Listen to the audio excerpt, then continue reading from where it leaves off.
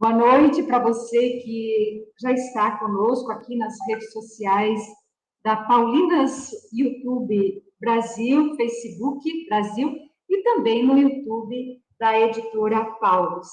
É uma grande alegria a gente reiniciar os nossos estudos sobre o Congresso Eucarístico Nacional.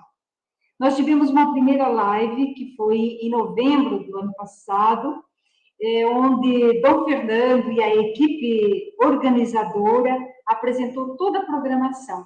E de hoje até a realização do congresso, nós realizaremos lives estudando e apresentando o texto base do Congresso Eucarístico. E nós sabemos que esse grande evento da Igreja Católica aqui no Brasil vai se realizar de 11 a 15 de novembro, na cidade do Recife, em Pernambuco, e tem uma comissão que organiza, são mais de 15 comissões organizando o evento, e uma que organizou os conteúdos, né, a Comissão Teológica. E nós vamos ter nessas lives a presença desses autores e também de outras pessoas, que teve também a contribuição de outras pessoas, bispos de todo o Brasil. E nós vamos ter nessa noite 2 convidados, né? Nós vamos ter conosco o padre Josenildo Nunes, que é da Diocese de Afogados da Ingazeira, né? Mas padre Josenildo, você é da paróquia Nossa Senhora da Penha, de Serra Talhada, Pernambuco. Boa noite. Boa noite, irmã Ivonete. Boa noite também a todos aqueles que estão nos acompanhando pelo YouTube das Paulinas e da Paulus. Isso. É uma alegria ter você, né, para falar para nós.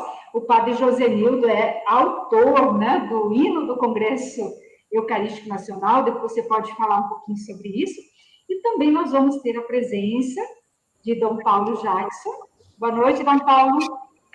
Boa noite, irmã Ivonete. Boa noite, padre Josenildo. Boa noite, minhas irmãs, meus irmãos. Uma alegria imensa estar com vocês nesta noite para compartilharmos um pouquinho a nossa caminhada de preparação para o Congresso Eucarístico Nacional. Uma alegria. Dom Paulo é bispo da Diocese de Garanhuns, no Pernambuco, também o presidente do Regional Nordeste 2 da CNBB. Então, uma grande alegria. O padre Josenildo é biblista e Dom Paulo, o padre Josenildo é liturgista e Dom Paulo é biblista. Então, nós vamos ter uma noite recheada aí desse conteúdo, que é o capítulo 1 e 2 do nosso texto base do Congresso. Então, nós vamos começar, né, com o padre Josenildo, que vai falar para nós sobre a Assembleia Eucarística. Dom Paulo e eu sairemos da tela para que o padre Josenildo possa fazer a sua colocação.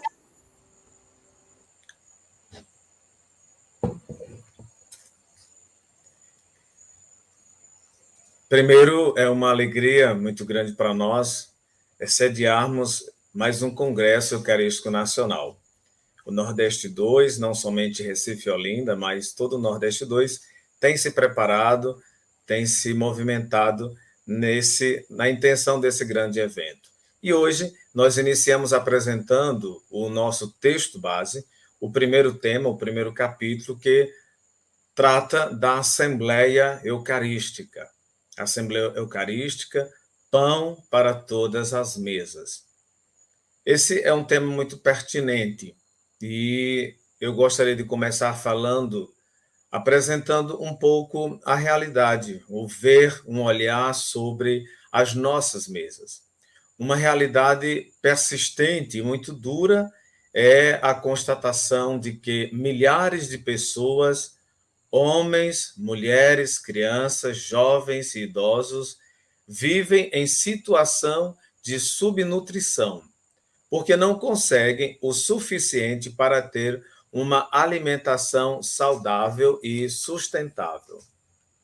No Brasil, a sombra da fome nos últimos tempos voltou e alastra-se sobre a nossa nação, cobrindo milhares de lares do nosso país, com a escassez do pão sobre a mesa.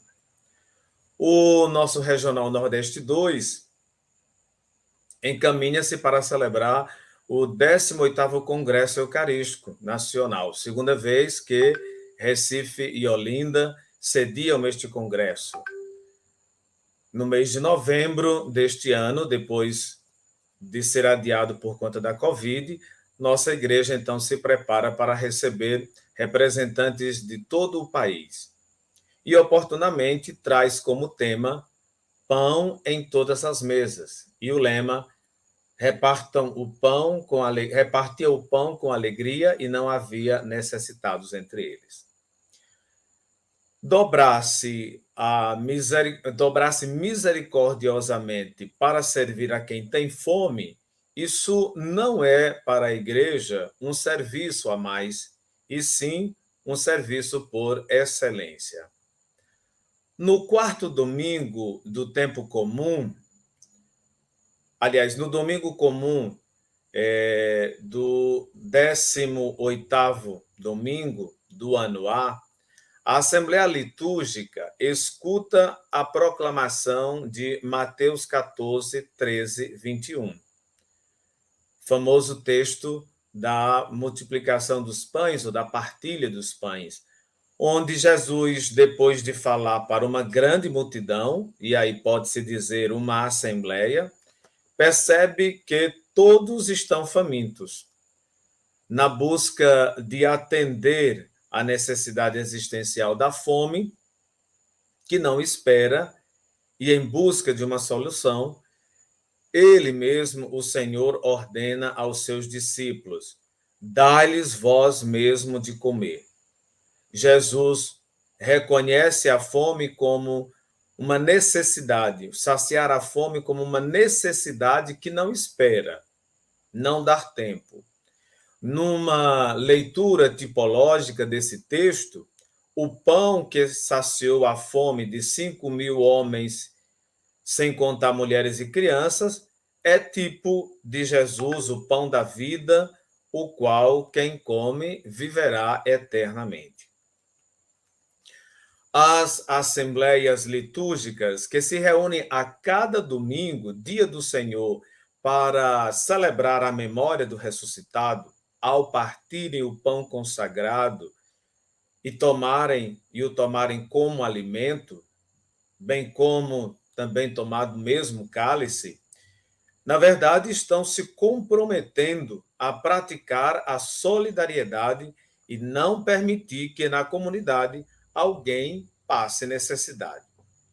Pois esta é a experiência vivida pelos primeiros cristãos e descrita em Atos dos Apóstolos, capítulo 4, versículos de 34 a 35, que diz: de fato, entre eles não havia necessitados, pois aqueles que possuíam terras ou casas as vendiam, e levavam os valores das vendas e os colocavam aos pés dos apóstolos. A palavra nos impele a encontrar hoje maneiras eficientes para partir o pão com os necessitados, presentes ou ausentes em nossas assembleias litúrgicas. O texto nos inspira a encontrarmos hoje novas maneiras equiparadas com o tempo de hoje. Vamos encontrar na introdução do lecionário das leituras para a celebração uma expressão que diz: Deus continua falando ao seu povo. E em cada assembleia litúrgica que se reúne, esta assembleia constitui, de fato, de verdade, o corpo místico de Cristo. É também uma assembleia faminta da palavra de Deus. Há, portanto, uma variedade de assembleias. Podemos lembrar até algumas. Algumas contêm em si uma elite que está longe geograficamente e existencialmente dos grandes bolsões de pobrezas, onde uma simples campanha humanitária não é suficiente para eximir a culpa da desigualdade social, que exila milhares e milhares de irmãos à miséria e que muitas vezes os afastam até de nossas assembleias litúrgicas. Mas há outras assembleias, e estas em um número maior, que a fome da palavra de Deus é parceira também da fome do pão sobre as mesas de cada lar. A solidariedade corre entre seus membros com mais fluidez, pois a dor da fome sentida, ao menos uma vez na vida, lhes é algo comum. Do seu meio, do meio desta assembleia litúrgica, brota um grito, uma oração de clamor por uma mesa farta, como é o sonho de Deus. Constatamos também a existência de assembleias litúrgicas mais pobres, poderíamos dizer dos miseráveis do Senhor, dos marginalizados, dos excluídos, dos anauís de hoje, que vivem pelas ruas e calçadas nas grandes cidades e esperam o pão de cada dia e que não conseguem fazer parte das nossas assembleias litúrgicas dos nossos domingos, mas que, de alguma maneira, encontra sempre uma presença da igreja que possa levar-lhe o pão da palavra e o pão da mesa. Mas também, ou talvez especialmente a estes, o Senhor foi enviado. Como incluí-los na vida eclesial hoje, como tornar nossas assembleias acessíveis a essa parte do povo de Deus que vive nas ruas, nas calçadas, debaixo dos viadutos, se torna para nós um grande desafio. É importante lembrar, queridos irmãos e irmãs, uma realidade vivida pela Assembleia Litúrgica da comunidade de Coríntio, na qual Paulo, apóstolo de Cristo, faz duras críticas à maneira dos ricos se comportarem na ceia do Senhor, em relação aos pobres, em relação à partilha dos alimentos. Diz Paulo: então, quando vocês se reúnem, o que fazem não é comer a ceia do Senhor? Porque cada um se apressa em comer a sua própria ceia. E assim, enquanto um passa fome, o outro fica embriagado. Ou desprezam a igreja de Deus e querem envergonhar aqueles que nada têm? Lembra a primeira carta de São Paulo aos Coríntios, capítulo 11. E aí, continuando com São Paulo, falando da Eucaristia e da Assembleia Litúrgica, São Paulo vai dizer: o cálice da bênção que abençoamos não é comunhão com o sangue de Cristo? E o pão que partimos não é comunhão com o corpo de Cristo? Porque há um só pão, nós, embora muitos, somos um só corpo, pois todos participamos desse único pão. E aí nós encontramos, assim, no início do cristianismo, essa bonita base para a constituição da Assembleia Litúrgica como corpo de Cristo.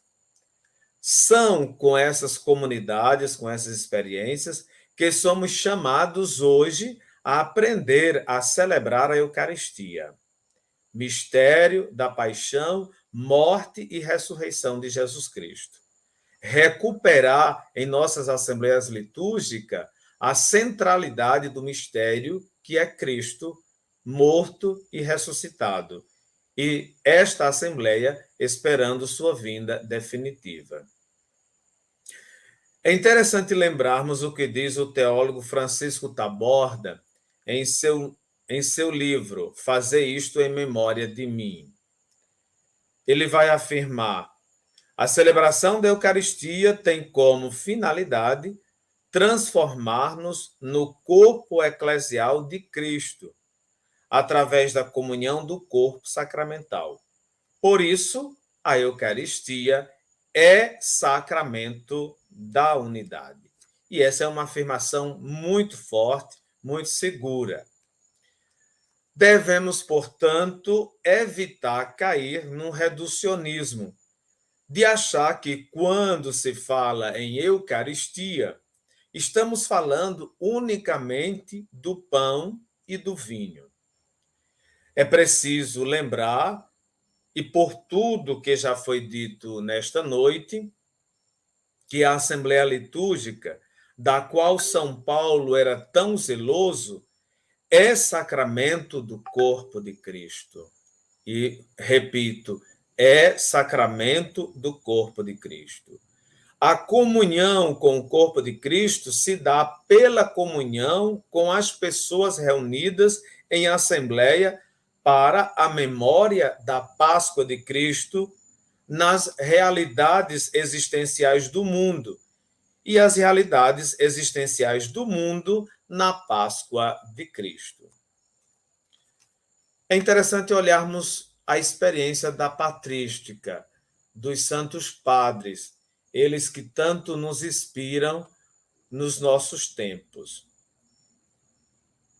Os santos padres, que podemos considerar a verdadeira tradição da Igreja, a exemplo de Santo Inácio de Antioquia, que viveu no primeiro e segundo século da era cristã, ensinava aos seus fiéis dizendo que era preciso se preocupar com uma só Eucaristia, porque há uma só carne do Senhor Jesus Cristo e um só cálice na unidade do seu sangue.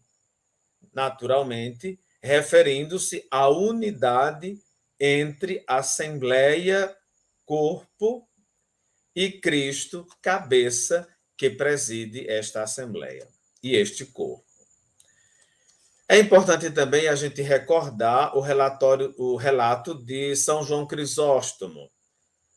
Diz ele, com efeito, o que é o pão? É o corpo de Cristo. Não muitos corpos, mas um só corpo. De fato, tal como o pão é um só, apesar de constituídos por muitos grãos, e estes, embora não se vejam, todavia, estão no pão, de tal modo que a sua diferença desapareceu, vivendo a sua perfeita e recíproca fusão. Assim também, estamos reunidos reciprocamente entre nós e todos juntos com o Cristo. A Assembleia Litúrgica, portanto, para São João Crisóstomo, é o grande exemplo, um grande sinal desta unidade dos fiéis com o Cristo, exercendo naturalmente o nosso sacerdócio batismal. Passando por essa experiência da patrística, a gente dá um pulo para o Concílio Vaticano II, que realmente traz para nós uma primavera quando trata-se desta compreensão. O Concílio Vaticano II, ele recupera esta concepção de assembleia, primeiro como povo de Deus, também como corpo místico de Cristo. Já no primeiro documento do Concílio Vaticano II, que foi a Sacrosanto Concílio, documento este sobre a renovação litúrgica da Igreja, aparece esta íntima relação entre o corpo de Cristo, a Assembleia, e o corpo de Cristo, a Eucaristia, ao afirmar que a liturgia é o cume para o qual tende a atividade da Igreja e, ao mesmo tempo, é a fonte da qual emana toda a sua força. Ou seja, Igreja, Assembleia e Eucaristia, sacramento da Eucaristia, são inseparáveis. De fato, o trabalho apostólico é realizado, diz a Sacrosanto Concílio, é realizado por todos e para que todos, pela fé e o batismo, se tornem filhos de Deus e, reunidos em assembleia, louvem a Deus no seio da Igreja, participem do sacrifício eucarístico e se alimentem da ceia do Senhor. Lembra Sacrosanto Concílio, número 10. No contexto da América Latina, vale aqui destacar como nossas assembleias redescobriram, a partir da experiência das comunidades eclesiais de base, a importância da leitura da palavra de Deus em assembleia, em comunidade.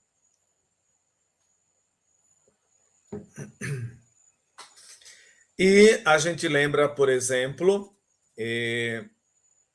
São João Paulo II, que, continuando essa linha do Concílio Vaticano II, vai afirmar na encíclica Ecclesia de Eucaristia, diz ele, pela comunhão eucarística, a Igreja é consolidada igualmente na sua unidade de corpo de Cristo.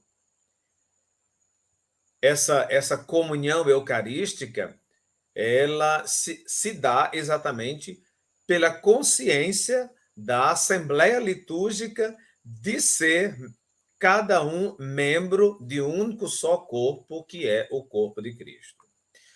Posteriormente a essa encíclica, na exortação apostólica Sacramento Caritatis, o Papa Bento XVI afirma categoricamente: a Eucaristia é, pois, constitutiva do ser e do agir da Igreja.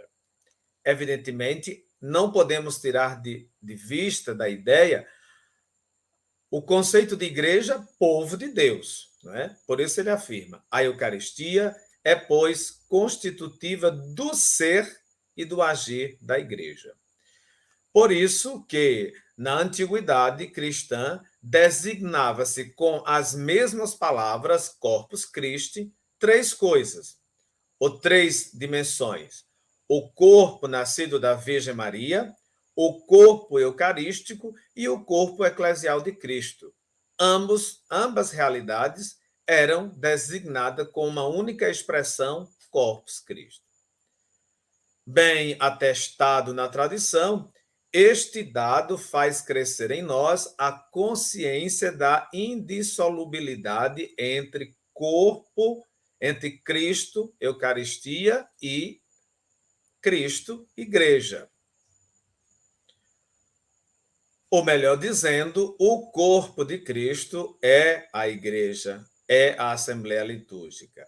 E quando comungamos do corpo de Cristo, estamos comungando de nós mesmos e dos irmãos enquanto participantes do único corpo de Cristo, que é a Igreja. Para chegando ao final já da nossa exposição, é interessante a gente pensar e refletir algumas coisas. Um desafio, acredito eu, se apresenta para nós. Esta maneira de conceber a comunhão com Cristo, tomando parte da ceia eucarística e participando da Assembleia, ela não está ainda enraizada na maioria do nosso povo. e das nossas assembleias. Por isso, necessita que haja uma participação por parte dos fiéis de forma plena, ativa, consciente e frutuosa, para que essa ideia, mais do que essa ideia, para que esta realidade e esta verdade chegue ao coração dos nossos fiéis. É um caminho longo. Precisamos ainda transpor muitas barreiras, barreiras novas e barreiras que estão surgindo. Portanto, a igreja chama hoje, não é, para que haja um esforço de todos os batizados por uma adequada formação litúrgica em toda a ação pastoral e de uma autêntica e profunda formação bíblica. Não dá para pensar liturgia sem Bíblia e Bíblia sem liturgia, assim como não dá para pensar Assembleia Litúrgica sem o corpo eucarístico sem Assembleia Litúrgica. O nosso desejo é que o Congresso Eucarístico Nacional deste ano seja uma oportunidade para esse fim. A todos que se reúnem em Assembleia Litúrgica para comer o pão da vida, não esqueçamos o que diz o Senhor: dá-lhe vós mesmos de comer. Obrigada, Padre Josenildo, por essa primeira apresentação, muito profunda. Eu acho que trabalha aquilo que o texto base fala. Assembleia litúrgica é sacramento de Cristo, né? Eu acho que aprofundar isso. Você que está aí na live, olha, Padre Josenildo, nós estamos aí com uma sala lotada, aí nas redes sociais da Editora Paulus, da Paulinas, Facebook e YouTube, e nós vamos ter, só para você ter a representatividade, olha, tem gente aí do Ceará, Fortaleza e outras cidades no interior, de Santa Catarina, Joinville, Ibiaçá, Aracaju, Arquidiocese de São Paulo, Brasília, de Recife, né? Tinha que ter bastante, tem muita gente aí, conhecidos, do Rio Grande do Norte, do Paraná. Então, nós estamos aí de norte a sul do país, tentando e chegando às pessoas com a temática do Congresso Eucarístico. E aí, eu deixo esse gancho, né, Padre Josenildo, talvez depois, junto com as pessoas que estão aí, a gente abordar um pouquinho melhor isso. O que significa dizer corpo de Cristo é a igreja, a assembleia, que é a igreja, é o corpo de Cristo. Quando eu comungo a Eucaristia, eu comungo a minha vida e a vida dos irmãos. Tá bom? Isso é muito então, importante. Agora nós vamos estar aqui com Dom Paulo. Boa noite, Dom Paulo. Espero que agora dê tudo certinho, não é? Boa noite, irmã Ivonete, mais uma vez. Que beleza essa apresentação do Padre Josenildo. Pois é, Dom Paulo, eu estava falando com o Padre Josenildo aqui, que nós estamos aí com uma representatividade muito grande. Olha, então, Ceará, o pessoal faz questão de dizer, né? Ceará, Minas Gerais, Paraná, tem gente do Rio Grande do Norte, Brasília. Então, um dos objetivos é exatamente isso, que a equipe, né, teológica do Congresso, através da equipe de comunicação do Congresso, possa chegar a temática, né, do nosso Congresso a todas as pessoas. Então, Padre Josenildo, você dá licença, nós vamos colocar Dom Paulo para falar sobre a palavra de Deus, né, na Eucaristia. O pão, eu digo que é o pão da palavra, né, na mesa eucarística. Então, Dom Paulo, esse momento é do Senhor. Muito obrigado, irmã Ivonete. Padre Josenildo. Minhas irmãs, meus irmãos, o Padre Josenildo tentou nos ajudar a compreender que o corpo de Cristo é o corpo físico de Jesus, nascido de Maria Virgem. É uma primeira acepção, é um primeiro significado. O corpo de Cristo é a Eucaristia. é um segundo significado. Mas o corpo de Cristo é também a igreja.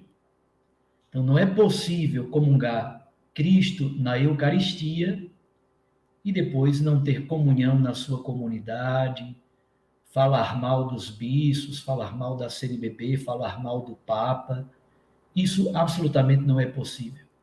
Isto é, a comunhão com Jesus eucarístico é comunhão com o corpo de Cristo eclesial. Não adianta revirar os olhos de piedade diante da Eucaristia, diante da bênção do Santíssimo Sacramento, e depois ser instrumento de ódio, de falta de comunhão no seio da comunidade. Então, temos este primeiro elemento. Quem comunga o corpo de Cristo, ou quem adora Jesus eucarístico, quer ser uma pessoa eucarística, vivendo a comunhão no seio da comunidade eclesial. Vamos agora dar um segundo passo. Quando a gente fala de presença real ou presença sacramental, aliás, Santo Agostinho já dizia, a presença é real porque sacramental.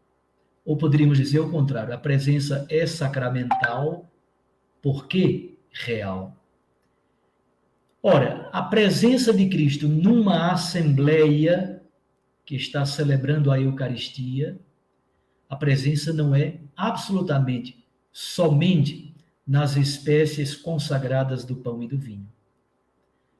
A presença real e sacramental de Cristo, como o Padre Josenildo já disse, está na própria Assembleia Litúrgico-Celebrativa.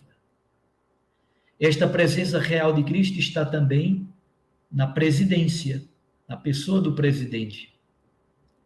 Esta presença real de Cristo está também na palavra proclamada. E é esse o ponto que queremos tratar neste segundo capítulo do texto base do Congresso Eucarístico Nacional. E, obviamente, a presença de Cristo está nas espécies consagradas do pão e do vinho. Nós, então, vamos agora dar uma olhada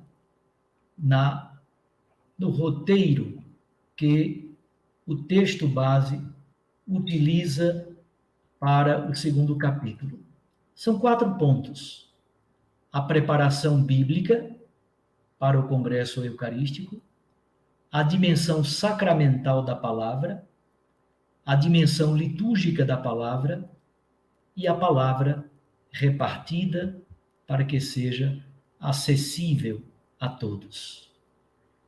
Nós, então, somos convidados a olhar para a palavra como sacramentalidade, como presença viva de Jesus no seio da Assembleia Litúrgica. Santo Agostinho diz uma coisa muito bonita. Como é que nasce a Eucaristia? A Eucaristia nasce com pão e vinho, é a dimensão sensível, palpável, que eu posso pegar, eu posso comer, eu posso sentir, eu posso degustar. Mas não é somente a dimensão sensível do pão e do vinho. É o pão e o vinho com a palavra de Deus na força do Espírito. Aí nasce o sacramento. Sacramento é o sinal sensível mais a palavra na luz do Espírito.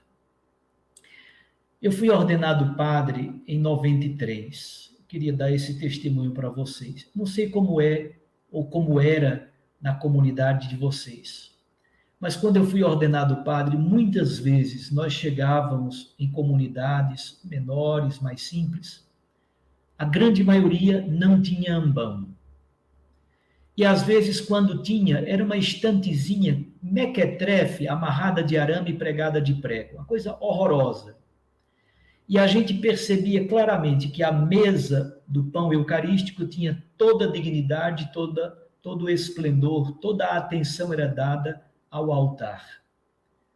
A mesa da palavra praticamente ou não existia plasticamente presente no seio da comunidade, ou quando existia, era muito fraquinha, feinha, amarrada de arame, toda torta, toda quebrada.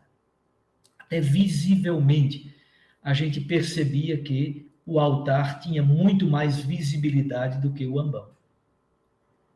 foi exatamente o Concílio Vaticano II, sobretudo com a Dei Verbum e também com a própria Sacrosanctum Concilio, que nos ajudou imensamente a revalorizar a mesa da palavra.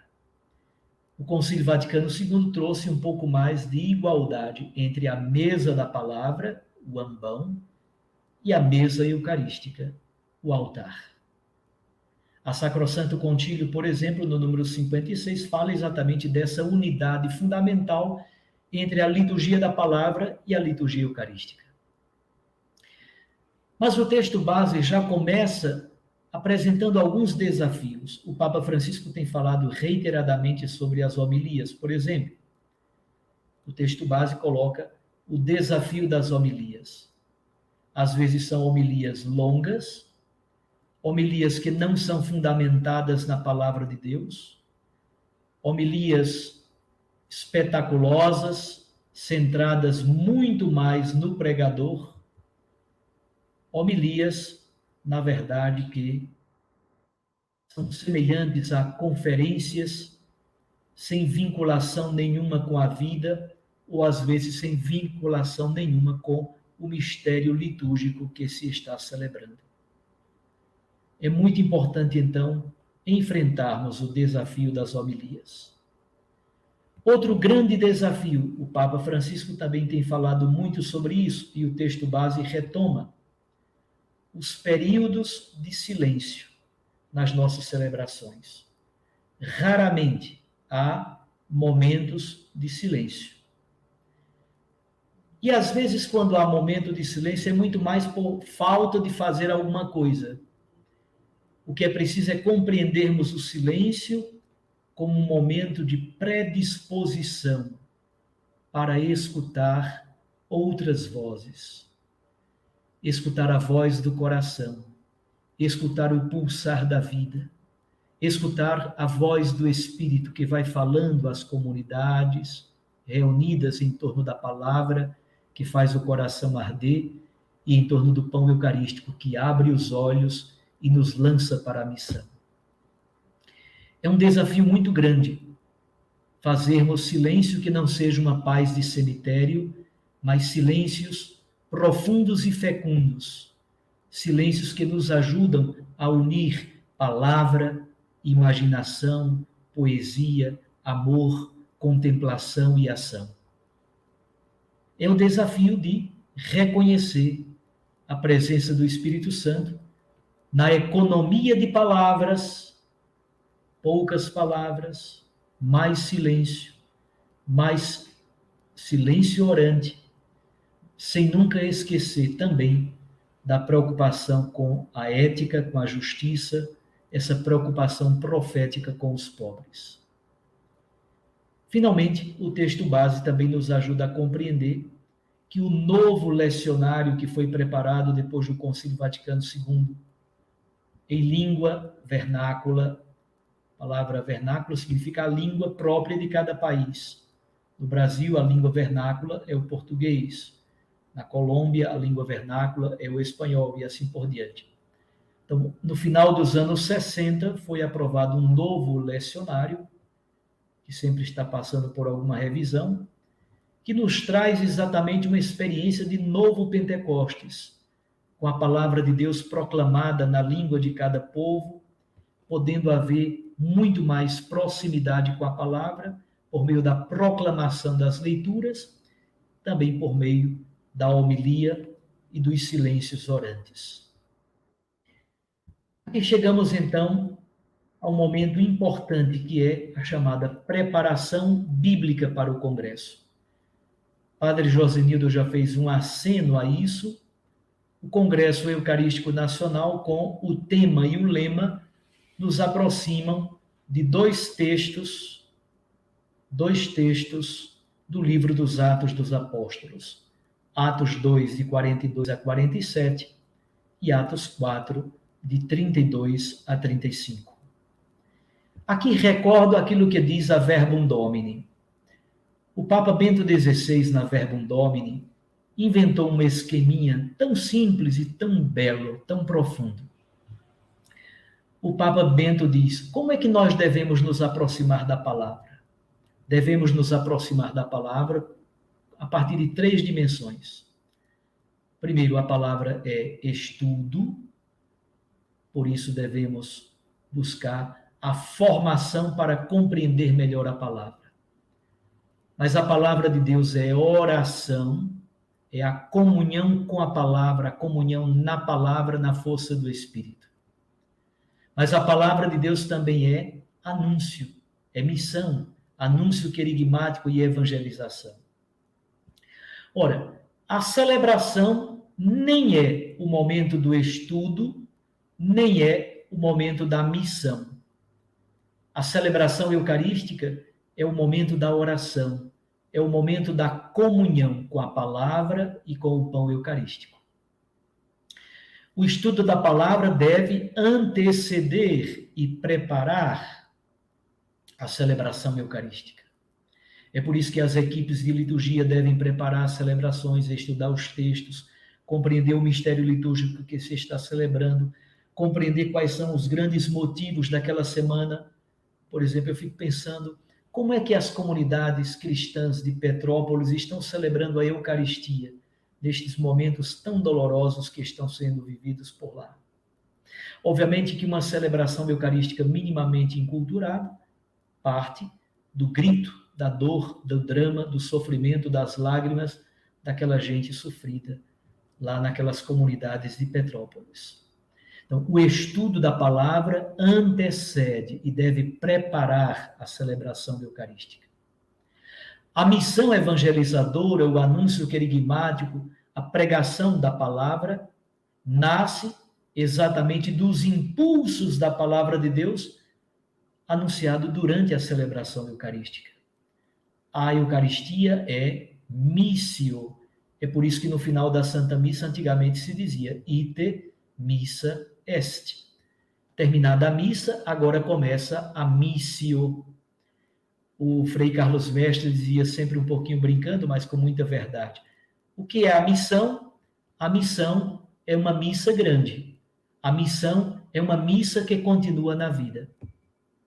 Mas o momento da celebração da Eucaristia é o momento da oração, é o momento da comunhão, é o momento do encontro de uma comunidade celebrativa que se reúne para viver a comunhão na força do sacramento da palavra, na força do sacramento do pão eucarístico. E aí temos esses 2 textos. Nós sabemos que no livro dos Atos dos Apóstolos, esses 2 textos são sumários.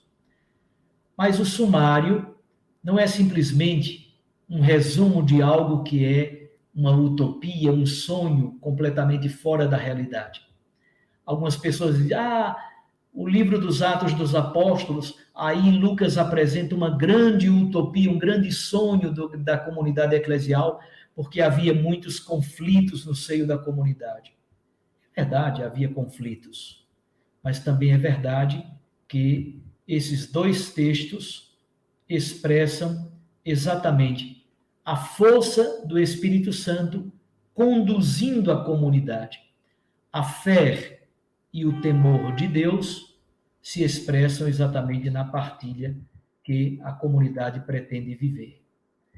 Olhemos então o que diz Atos dos Apóstolos 2, 42 a 47. Que toda a comunidade cristã era perseverante. Perseverante em quê? Em 4 coisas. Aqui está o esquema do Catecismo da Igreja Católica. Qual é a primeira parte do Catecismo da Igreja Católica? Comentário ao Credo. A segunda parte do Catecismo, o que é? O comentário aos sacramentos. A terceira parte do Catecismo da Igreja Católica, o que é? O comentário aos mandamentos. A quarta parte do Catecismo da Igreja Católica é o comentário ao Pai Nosso. Então percebam que aquilo que aparece no texto de Atos 2, 42 a 47 é exatamente a estrutura fundamental do caminho da igreja ao longo dos séculos. As comunidades cristãs perseveravam no ensinamento dos apóstolos, isto é, a didache, o credo, a dimensão da palavra, em que creio. A comunidade perseverava na comunhão fraterna, na koinonia, isto é, na ética, na justiça, é o comentário aos mandamentos, presente na terceira parte do Catecismo da Igreja Católica. A comunidade cristã perseverava na Fractio Panis, a fração do pão, a Eucaristia, classis tuarto, é a dimensão dos sacramentos, da liturgia. E também a comunidade cristã perseverava nas proseuchai, nas orações. É bonito perceber essa estrutura. Então, didache, koinonia, Fractio Panis e proseuchai, as orações, aqui está o caminho feito pelas comunidades cristãs. E os irmãos viviam do temor diante dos prodígios que os apóstolos faziam. Eles viviam em união, vida comum, partilhavam os bens conforme as necessidades de cada um, frequentavam o templo, partiam o pão pelas casas com alegria e tinham a estima de todos, e por isso mesmo o número dos seguidores de Cristo crescia cada vez mais no seio da comunidade. Nós então somos convidados agora a ver como aparece o texto de Atos 4. É uma mera utopia? É um mero sonho? Não. É o Espírito Santo guiando as comunidades cristãs na força da palavra e da Eucaristia para encontrarem na partilha a força eucarística atualizada, presentificada. Atos 4 diz, os fiéis eram um só coração e uma só alma. Tudo era posto em comum. Os apóstolos davam testemunho da ressurreição do Senhor. Descia cada vez mais a graça do Espírito Santo. Ninguém passava necessidade. Quem possuía terras ou casas ou campos vendia tudo, partilhava tudo com os outros. E os apóstolos distribuíam tudo conforme a necessidade de cada um. Vejam, isso não é uma mera utopia, um mero sonho.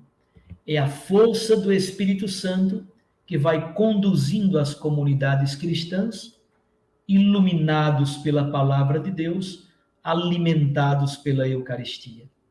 E estas comunidades vivem a força do Espírito, presentificando no seio da comunidade o grande sonho, o grande desejo de, ao celebrarem a Eucaristia e ao se alimentarem com o pão da palavra, transformarem isso em partilha concreta e solidariedade.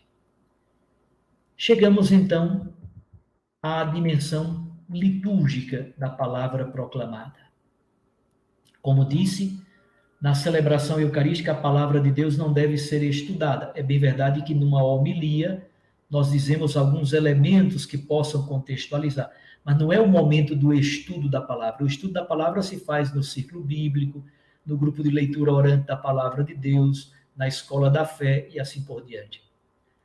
Na Eucaristia, nós somos chamados a orar com a palavra, a permitirmos que a palavra seja poesia em nosso coração, ilumine na força do Espírito o caminho e se transforme, pela força do pão eucarístico, se transforme em vida concreta do Espírito presentificada no seio da comunidade. A palavra é alimento de comunhão. É tão bonito quando o Papa Bento XVI, na Verbum Domini, diz que a palavra de Deus tem uma sacramentalidade. Muitas vezes nós só falamos da sacramentalidade da Eucaristia, mas a palavra de Deus é presença sacramental de Cristo, como acabamos de dizer no início desta fala. A palavra de Deus, então, deve ser partilhada por meio de um método mistagógico, de forma orante, de forma afetuosa, que progressivamente vai introduzindo os fiéis no mistério. É o mistério de Cristo. Assim como Cristo fez com os discípulos de Emaús. Gradativamente, ele foi introduzindo Cleófas e o outro discípulo que caminharam com Jesus, que era um belo anônimo, de Jerusalém para Emaús, fizeram o percurso de mais de 10 quilômetros. Gradativamente, o coração começou a arder, porque Jesus, de forma mistagógica, catecumenal, progressiva, afetuosa, Jesus vai introduzindo aqueles dois discípulos no mistério da palavra e o coração começa a transbordar, a arder, ele já não se contém. É bonito, então, essa ligação entre liturgia, catequese e mistério. A mistagogia une num processo que, pelo próprio rito, as pessoas vão sendo iniciadas no mistério que está sendo celebrado. Para isso é muito importante a simplicidade das traduções litúrgicas.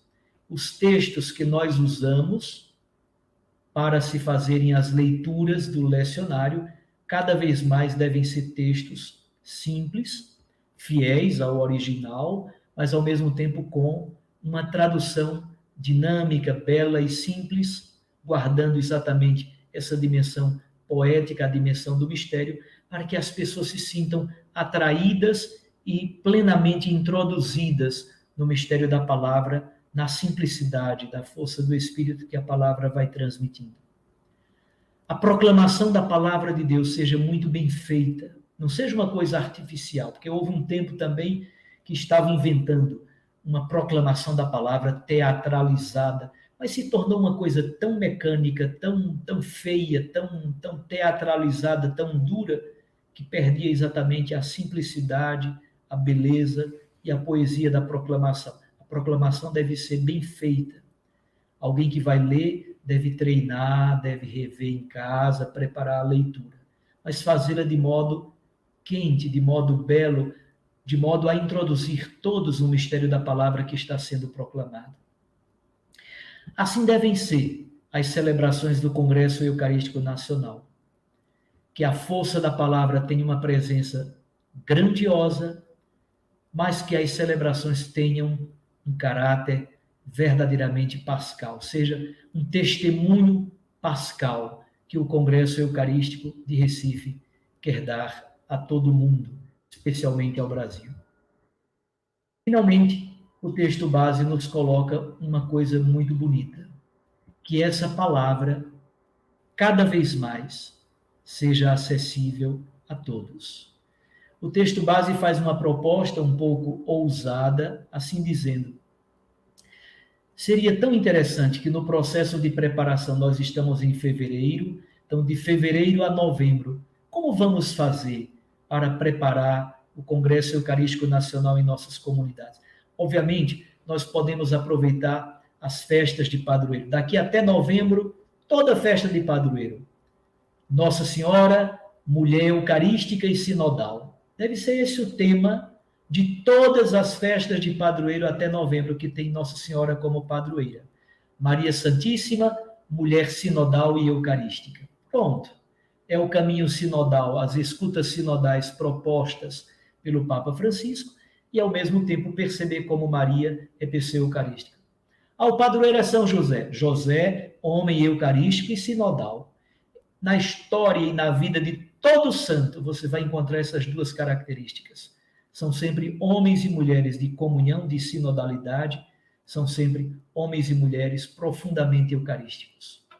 Mas o texto base também propõe um processo muito parecido com aquele processo das santas missões populares, que una palavra de Deus, sacramento, ética e missão. O Nordeste brasileiro, que eu conheço um pouco mais e conheço um pouco também de Minas, especialmente Belo Horizonte, mas certamente todas as outras regiões do país, são muito marcadas, estas regiões são muito marcadas pela piedade popular. São terras de santos, de beatos, de um catolicismo popular bonito, da força viva das comunidades, de lideranças populares tão lindas. E aqui no Nordeste temos duas grandes lideranças importantíssimas, Padre Biapina e Frei Damião. E eles faziam missões populares com um ritmo e com um método muito simples. Primeira coisa, plantar um cruzeiro. Enfiar um cruzeiro na terra, uma cruz grande, e durante toda a semana de missão, todos olhavam para aquele cruzeiro e todos sabiam, aquela comunidade está tendo missões de Frei Damião. Padre Biapina está entre nós. As procissões de madrugada, os sermões feitos, tanto por Frei Damião como por Padre Biapina, a reza do terço, o atendimento da confissão sacramental, a celebração da Eucaristia, mas também coisas muito concretas vinculadas à ética, à justiça, à dimensão social. Padre Biapina, por exemplo, a construção de cemitérios, a construção de abrigos para crianças carentes, a construção de abrigos para idosos, orientações sobre a agricultura, orientações várias sobre o plantio, sobre a construção de açudes, de barreiros, etc.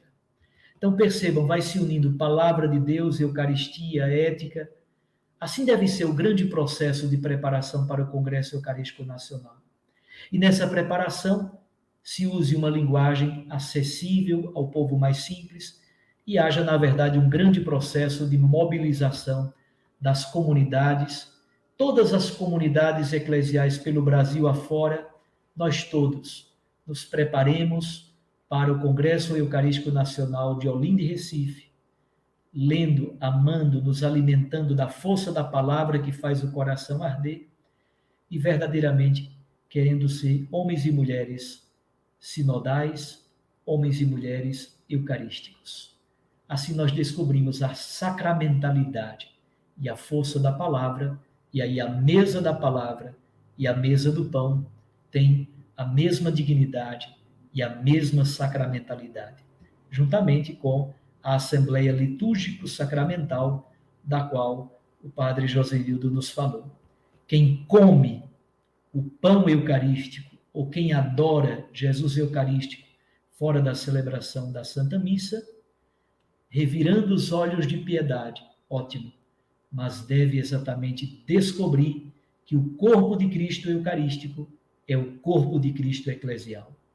E quem descobre o corpo de Cristo Eucarístico e o corpo de Cristo eclesial, descobre também a sacramentalidade da palavra de Deus, que faz o coração arder.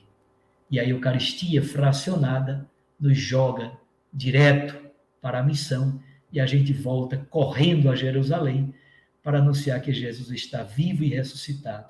E disso nós somos testemunhas. É um pouco isso que está no capítulo 2º do texto base de preparação para o Congresso Eucarístico Nacional. Mãe Ivonete, por favor. Obrigada, Dom Paulo, por nos colocar assim dentro dessa dinâmica, né, do Congresso Eucarístico Nacional e também, né, convidar as comunidades para fazer desse ano um ano eucarístico e sinodal.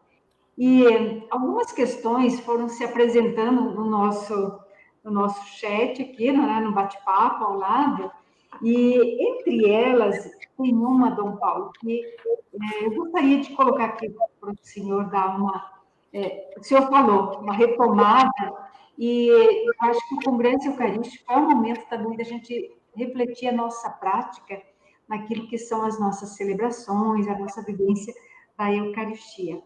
A Darcy Alcântara, ela diz assim: sobre a minha ótica, no que concerne a tais desafios, é de viver, né, a Eucaristia, questão da palavra de Deus e da homilia, que haja estudos bíblicos nas paróquias. E no tocante às homilias longas, vazias, ela põe reticência, que aconteça momentos alusivos a esse nas reuniões do clero.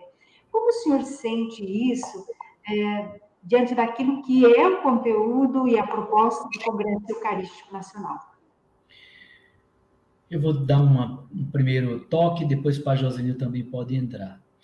Acho que o Papa Francisco nos ajudou muito a compreender que a homilia deve ser curta, que nos insira no mistério que estamos celebrando, e esse mistério que estamos celebrando tem a ver com a dimensão litúrgico-celebrativa, o tempo litúrgico, as festas litúrgicas, o santoral, etc., mas também a homilia como esse diálogo, com essa dimensão muito coloquial, a dimensão da conversa, tem que também ter o elemento da realidade da comunidade que está sendo, naquele momento, o ambiente da celebração eucarística.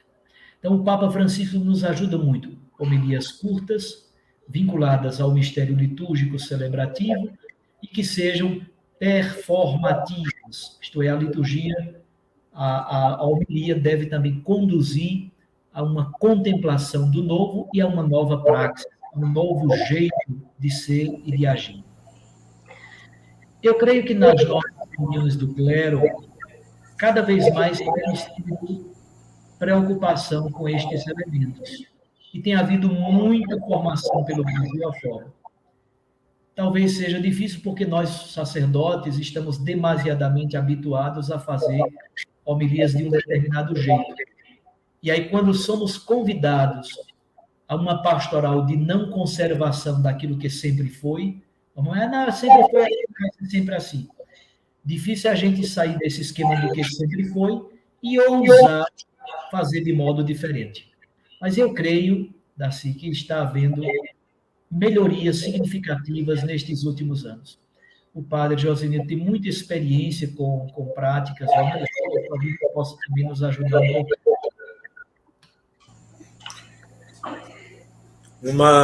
Essa foi uma pergunta, eu acho que é muito importante. E uma coisa que eu acho que vale a pena ser considerado é que nós, padres, muitas vezes somos vaidosos com a eloquência e não deixamos que essa simplicidade, mas ao mesmo tempo profundidade da homilia, ela transpareça. Acho que uma homilia, quando ela é feita sobre alguns elementos, por exemplo, ter consciência de que a palavra de Deus é uma luz que vem para iluminar a nossa realidade. Quando a gente consegue fazer uma ponte entre a palavra de Deus e a vida da comunidade celebrante, da família eclesial, da assembleia que está sendo vivenciando esse mistério, a celebração, e quando nós conseguimos fazer isso de forma orante e mística, nós conseguimos ter uma boa homilia.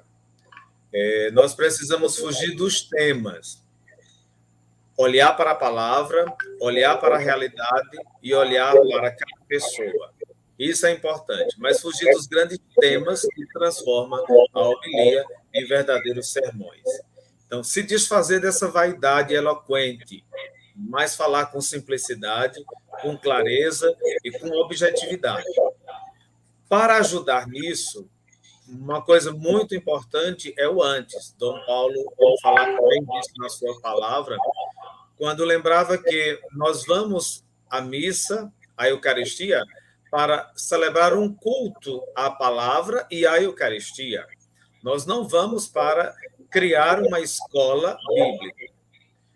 Por isso que construir essa preparação com a leitura orante da palavra, tanto feita por aquele que profere a homilia e feita pela Assembleia em pequenos grupos, é como colocar sopro nas brasas que estão se apagando e voltar a ver novamente seu incandescimento. É a melhor maneira da gente se preparar para uma homilia, tanto no fazê-la quanto no escutá-la. E aí eu reitero aqui, como metodologia, a leitura orante da Bíblia, a Léxio Divina.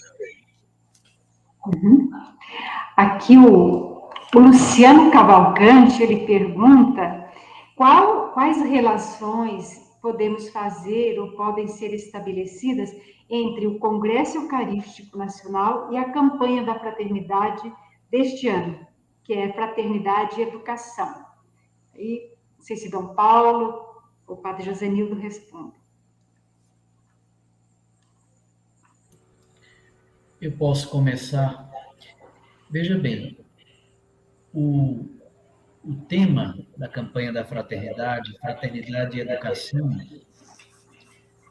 é verdade que é algo a quem trabalha com educação formal, isto é, professores, gestores, etc. Mas a proposta é muito mais a partir daquilo que o Papa Francisco tem chamado de Pacto Educativo Global, que se fundamenta num humanismo integral e solidário. Jacques Maritain elaborou essa ideia do humanismo integral, foi retomado por Paulo VI, depois por São João Paulo II. Então, o Pacto Educativo Global, fundamentado no humanismo integral e solidário, nos diz que todos nós somos aprendizes e todos nós também somos, de algum modo, educadores. Então, a campanha da fraternidade não se preocupa apenas com universidade e com escola, com a educação formal. Se preocupa, por exemplo, com o processo educacional vivido no seio das famílias, com o processo educacional vivido no seio das comunidades eclesiais, das pastorais, dos movimentos e serviços, como o pai, a mãe são educadores, se preocupa com os educadores da fé, catequistas, animadores de comunidades. Então, há uma gama enorme de experiências educacionais a partir do lema tirado do livro dos Provérbios. Jesus é o mestre, é o pedagogo por excelência, porque ele fala com sabedoria, fala com amor. É um pouco esta a ideia da campanha da fraternidade. Agora, o que é que o Congresso Eucarístico quer nos ajudar a compreender? O Congresso Eucarístico Nacional quer nos educar para que a gente se torne pessoas eucarísticas. Fundamentalmente, o que o Congresso quer não é simplesmente que a gente adore mais Jesus Eucarístico. Se fizermos isso, está ótimo. E é bom que isso seja feito. É bom que durante este ano façamos muitas horas santas, muitos momentos de adoração ao Santíssimo Sacramento. Maravilhoso. Que a gente possa ler na Sagrada Escritura todos os textos eucarísticos. Seria tão interessante que nós repassássemos, relêssemos, aprofundássemos numa escola da fé, num grupo de leitura orante da Palavra de Deus, todos os textos eucarísticos da Sagrada Escritura. Aqueles do Antigo Testamento, que são textos pré-figurativos, e os textos explicitamente eucarísticos do Novo Testamento, por exemplo. Mas o objetivo do texto base da campanha do Congresso Eucarístico Nacional, ou o objetivo do Congresso, não é simplesmente que a gente conheça mais os textos bíblicos eucarísticos, é para que nós nos tornemos pessoas eucarísticas. E pessoas eucarísticas que comem o pão eucarístico que está sobre a mesa, para que aprendamos a compartilhar o pão da padaria. Quando o lema diz pão em todas as mesas, é para que o Brasil não fique nessa vergonha de voltar ao mapa da fome. Nós somos um país ainda tremendamente violento. Somos um país ainda tremendamente injusto, com elementos gritantes ainda de neoescravismos e de coisas gritantes. Então, quem se torna uma pessoa eucarística, quem se alimenta de uma espiritualidade eucarística, não pode absolutamente compactuar com estes tipos de comportamento. Então, eu diria, tanto a preocupação da campanha da fraternidade quanto a preocupação do Congresso Eucarístico é para que nos eduquemos no caminho da palavra e no caminho eucarístico para nos tornarmos mais e mais pessoas eucarísticas. Nesse sentido, as duas experiências se encontram de modo muito belo. Tornar-nos pessoas eucarísticas, e isso é um longo processo educacional, na verdade. Luciano Cavalcante fez essa pergunta muito interessante. E eu queria lembrar aqui uma citação do nosso ex-Papa Bento XVI, ex porque não está mais como bispo de Roma, mas ainda continua Papa. Ele disse: a melhor catequese sobre a Eucaristia é uma Eucaristia bem celebrada. Quando o Papa fala disso, ele está falando de metodologia, ele está falando de iniciação à Eucaristia. Uma boa iniciação à Eucaristia é a melhor forma de você apreender o verdadeiro sentido da Eucaristia. E a Eucaristia, ela é, na verdade, uma grande escola para o mistério. Ela é uma grande escola para o mistério. O capítulo 1 do nosso texto base fala da participação ativa, frutuosa e consciente dos nossos fiéis. E aí eu finalizava a minha fala inicial dizendo que nós precisamos montar todos os esforços necessários para que em nossas comunidades haja uma boa formação bíblica e litúrgica, para que a nossa participação enquanto fiéis seja, de fato, realmente consciente, ativa e frutuosa. O congresso, ele, na verdade, pretende-se também a isso. Pode ser que a gente não consiga, mas um bom congresso, bem preparado, bem realizado, é uma grande escola para a gente experimentar o mistério da Eucaristia na vida das pessoas e a vida das pessoas no mistério da Eucaristia. E quando se trata da campanha da fraternidade, a campanha da fraternidade busca também, de certa forma, lembrar isso. A melhor educação é aquela que a gente dá com o testemunho. A melhor educação é aquela que a gente faz praticando.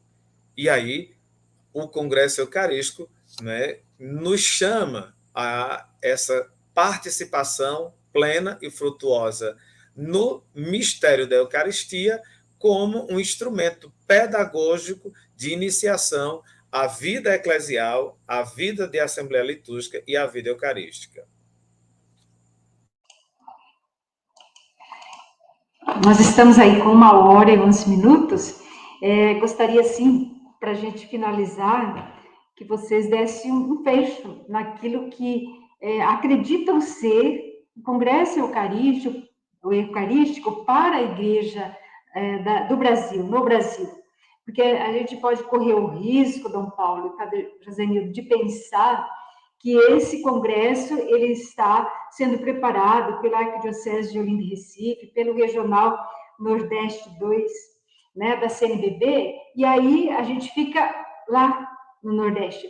Mas, assim, como que as comunidades, que eu estou percebendo aqui, participantes de vários estados, como que a gente pode fazer com que esse congresso chegue à base das comunidades e realize aquilo que vocês falaram que é, de fato, um dos objetivos, nos tornar pessoas eucarísticas. Na terra dos altos roqueiros, Padre Josenildo compôs esse canto tão bonito. É o hino do Congresso Eucarístico. Recife é a terra dos altos roqueiros. Olinda, terra dos altos roqueiros. E nós estamos convidando as pessoas não somente a virem fisicamente a Olinda e Recife, mas se não puderem vir fisicamente, podem vir espiritualmente, podem vir por entrarem na dinâmica do processo de preparação para o Congresso. De algum modo, todos somos convidados a vir a Olinda e Recife. Todos somos convidados a vir à Eucaristia. Olinda e Recife se tornam Belém, Betlehem, a terra do pão, a casa do pão. Mas aí entra o processo do qual eu falei no finalzinho da minha primeira fala. O texto base propõe que as comunidades vivam um grande movimento como se fossem missões populares. Então, o que nós podemos fazer? Podemos fazer semanas eucarísticas, por exemplo, especialmente em torno da festa de Corpus Christi. Quantas coisas bonitas podem ser feitas? Semanas eucarísticas para estudo, por exemplo, de textos bíblicos eucarísticos. As horas santas, especialmente a cada quinta-feira. As festas de padroeiro.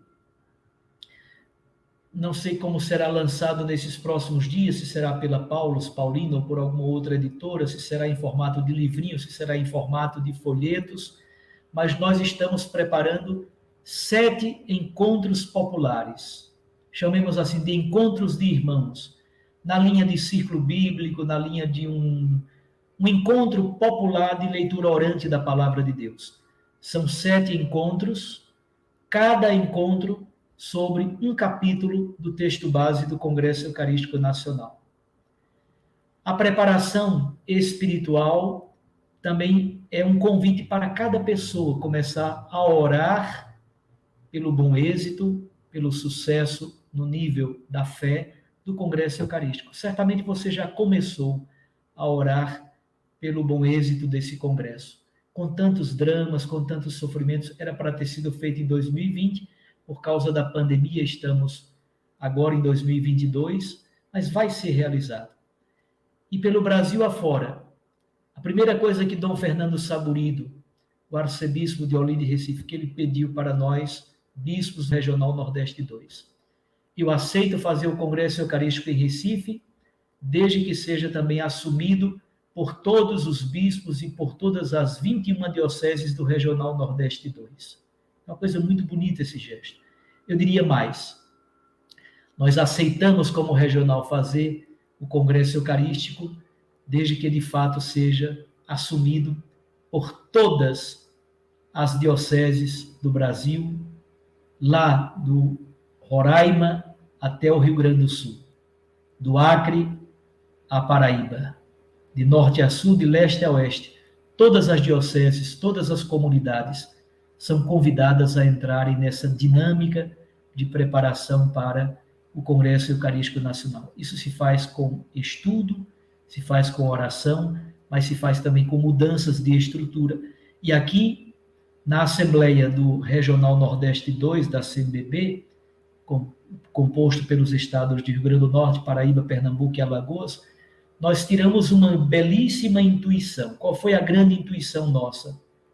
A teologia da comunhão.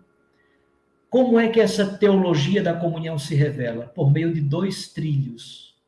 O trilho da sinodalidade e o trilho da Eucaristia. Eu diria que aqui está um grande caminho de preparação espiritual, mas também de conversão na prática mesmo. A teologia da comunhão seja o grande motor que nos guie neste ano de 22. E essa teologia da comunhão se revela por 2 elementos, por 2 trilhos. O trilho da sinodalidade e o trilho da Eucaristia. Nos convertamos cada vez mais para sermos mais e mais homens e mulheres eucarísticos que, de joelhos, adoram Jesus Eucarístico, de joelhos celebram a Eucaristia, mas com as mãos e os pés vamos transformando o mundo, a sociedade, a família, o ambiente no qual vivemos, para que todas estes ambientes se tornem ambientes eucarísticos, para que haja pão em todas as mesas. O Papa, com isso eu concluo, o Papa São João Paulo II, quando esteve em Puebla, em 79, ele gritou para a América Latina: fome de pão, não. Fome de Deus, sim. Tenhamos então esta fome de Deus, fome de Eucaristia, para que cesse completamente toda fome de pão.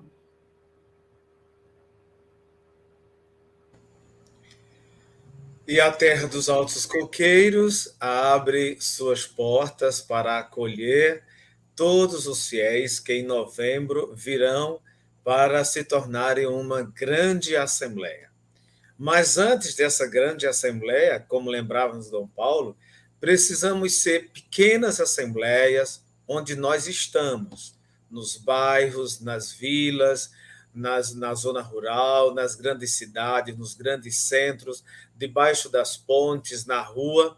Como eu dizia, há uma diversidade, uma variedade de assembleias. O Congresso Eucarístico vai nos mostrar que todas as diferenças precisam ser supridas em nome de um corpo maior, que é o corpo de Cristo.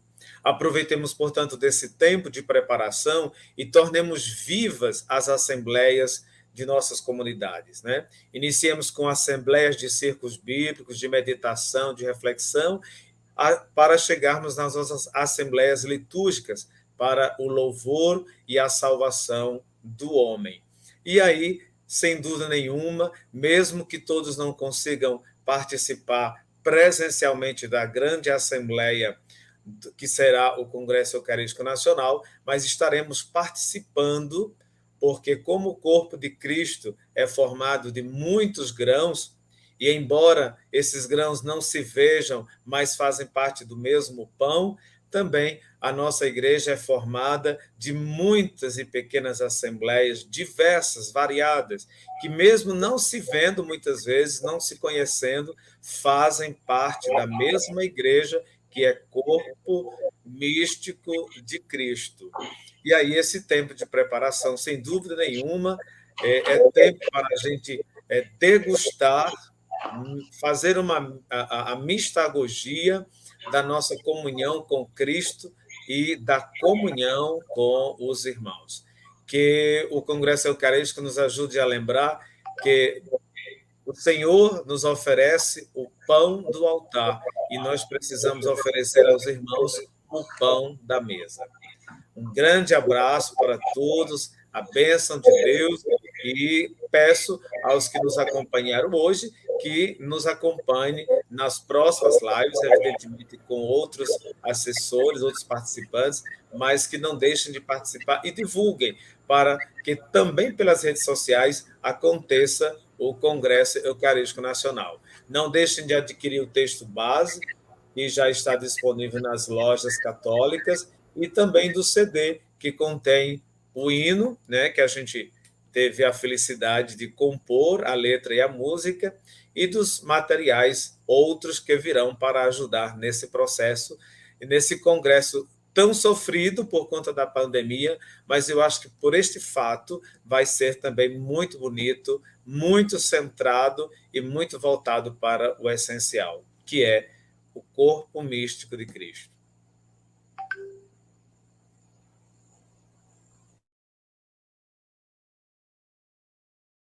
O microfone, irmã, está desligado.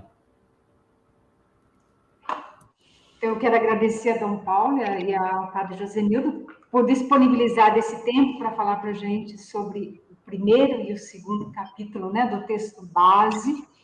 No próximo dia 18 de maio, nós vamos trabalhar a questão do memorial do sacrifício de Cristo e a espiritualidade eucarística. Aí eu acho que o UNE, né, aquilo que já foi falando, vai acrescentando a nossa formação na Eucaristia. Tem muitas pessoas aqui falando o seguinte, que o texto que o Congresso Eucarístico tem que chegar a todas as comunidades, que nem sempre chega, que às vezes as comunidades não sabem que está acontecendo no Congresso Eucarístico Nacional. Então, é importante que a gente veja que você é responsável, né, Dom Paulo? Quem está assistindo é responsável. Nós estamos aqui, ó, com o seminário Nossa Senhora das Graças da Arquidiocese, tem os filósofos e teólogos, estão todos assistindo, né, a live, e assim, outras comunidades religiosas também estão assistindo, religiosos, religiosas, leigos. Nós somos os comunicadores dessa boa notícia, né, para as comunidades, né, de um congresso eucarístico, e que Recife vai ser a mesa do pão, a mesa eucarística, né, representando todas as comunidades. Então, acho que é importante isso. Eu sou responsável para que chegue lá na minha comunidade de origem, né, lá nos rincões da vida, certo? Eu acho que essa mensagem final, quero dizer. E outra coisa, a live vai ficar gravada, vocês podem compartilhar essa live, vai ficar no YouTube da Paulinas Brasil e também no YouTube da Paulus, da editora Paulus. Então, vocês vão encontrar esse conteúdo, também o texto base, para aprofundar essa temática. Então, para terminar, a gente vai terminar com aquele hino, né? As terras dos altos coqueiros. Saudade da terra dos altos coqueiros.